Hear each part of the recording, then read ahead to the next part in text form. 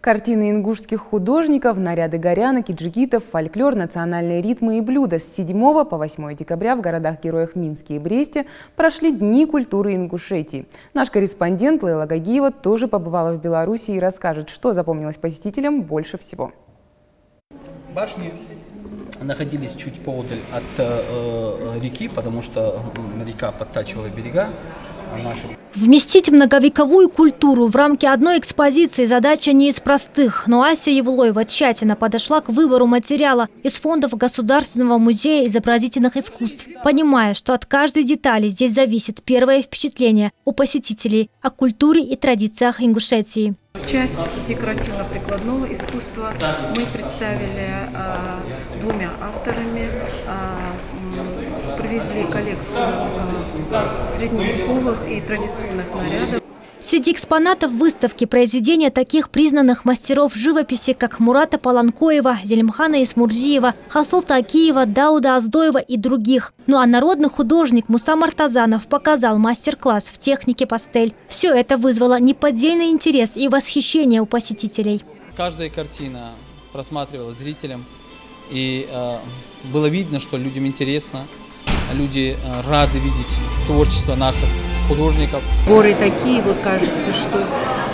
Ой, как бы туда попасть?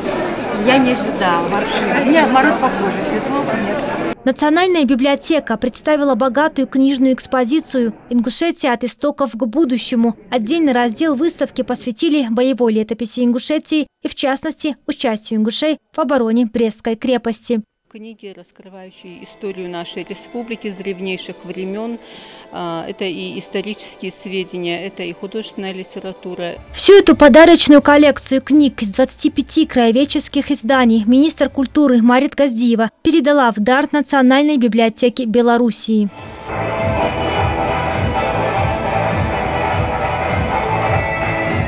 С первых нот зажигательной ингушской лезгинки, грациозных движений в танце артистов государственного ансамбля зал замирает, и не привыкшая к таким резким переходам в музыке публика бурно аплодирует после каждой секундной паузы, не дожидаясь завершения выступления.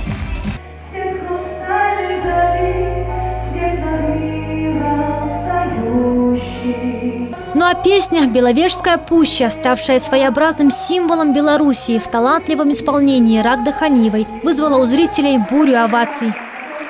Дни культуры Республики Ингушетия в Белоруссии выдались очень насыщенными как культурными мероприятиями, так и официальными. Вопросы культурного сотрудничества, а также увековечивания памяти погибших ингушей, участвовавших в обороне Брестской крепости, обсудили на встречах с первым замминистра культуры Белоруссии и председателем Горсовета народных депутатов Бреста. Очень много общего и в плане какой-то истории, особенно героической, связанной с Великой Отечественной войной. У нас много есть общего в желании жить в дружбе, во взаимопомощи. Мы обсуждали с министром культуры и архивного отдела дальнейшие перспективы нашего сотрудничества и договорились о том, что мы разработаем соглашение о сотрудничестве, план мероприятий, чтобы такие дни культуры, дни кино, чтобы взаимные гастроли наших коллективов, контакты между музеями, библиотеками, между учреждениями образования в сфере культуры, они развивались на системном основе.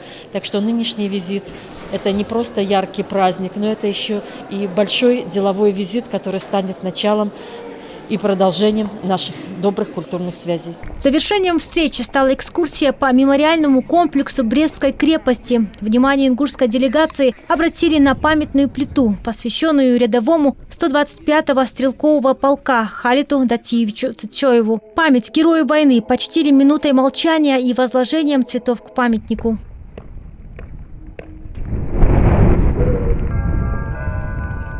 Десятки черно-белых фотографий наших земляков, защитников крепости, которые вошли в документальную выставку «Герои Бреста. Уроженцы Ингушетии», теперь смогут увидеть и посетители музея. Я сегодня под большим впечатлением от проведенных встреч в мемориальном комплексе «Брестская крепость. Герой». Я в восторге от концертной программы, от солистов, исполнителей, от Государственного ансамбля народного танца Ингушетии.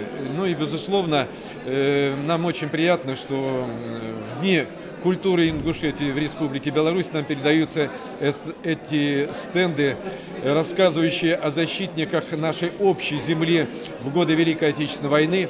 Это, будем говорить, продолжение нашей общей истории. Помнит народ Ингушетии о тех событиях. Мы, безусловно, тоже об этом помним. Надо, чтобы память о тех трагических, сложных днях Великой Отечественной осталась в наших сердцах, в нашей памяти.